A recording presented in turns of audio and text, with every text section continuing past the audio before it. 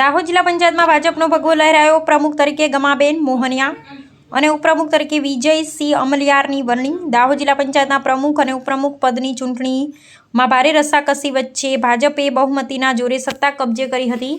જિલ્લા પંચાયતની કુલ 50 બેઠકોમાંથી ભાજપ પાસે 37 બેઠકો, કોંગ્રેસ પાસે 7 બેઠકો અને આમ આદમી પાર્ટી પાસે 6 બેઠકો હોવાને કારણે ચૂંટણી પ્રક્રિયા દરમિયાન રાજકીય ગરમાવો જોવા મળ્યો હતો। પ્રમુખ અને ઉપપ્રમુખ પદ માટે ભાજપ, કોંગ્રેસ અને આમ આદમી પાર્ટી દ્વારા ઉમેદવારી ફોર્મ ભરાતા જિલ્લા પંચાયત કચેરી ખાતે ભારે ચહલ-પહલ જોવા મળી હતી। ચૂંટણી અનુલક્ષીને તંત્ર અને પોલીસ વિભાગ દ્વારા ચુસ્ત પોલીસ બંદોબસ્ત ગોઠવવામાં આવ્યો હતો, જેથી સમગ્ર પ્રક્રિયા શાંતિપૂર્ણ માહોલમાં પૂર્ણ થઈ હતી। પ્રથમ 2.5 વર્ષ માટે અનુસૂચિત આદિજાતિ મહિલા અનામત બેઠક હોવાના પગલે જિલ્લા પંચાયતનું સુકાન નારી શક્તિના હાથમાં આવ્યું છે। ભાજપ તરફથી ધાનપુર તાલુકાની સંજોઈ બેઠકના ગમાબેન મોહનિયાની જિલ્લા પંચાયત પ્રમુખ તરીકે વરણી કરવામાં આવી, જ્યારે ઉપપ્રમુખ તરીકે વિજયસિંહ અમલિયારની પસંદગી કરવામાં આવી। ઉપરાંત કારોબારી ચેરમેન તરીકે સંગીતા પટેલ, પક્ષના નેતા તરીકે ભૂપેન્દ્રભાઈ સંગાડા અને દંડક તરીકે મનીષાબેન ભુરિયાની નિમણૂક કરવામાં આવી। ચૂંટણી પરિણામ બાદ ભાજપ કાર્યકરોમાં ઉજવણીનો માહોલ જોવા મળ્યો હતો।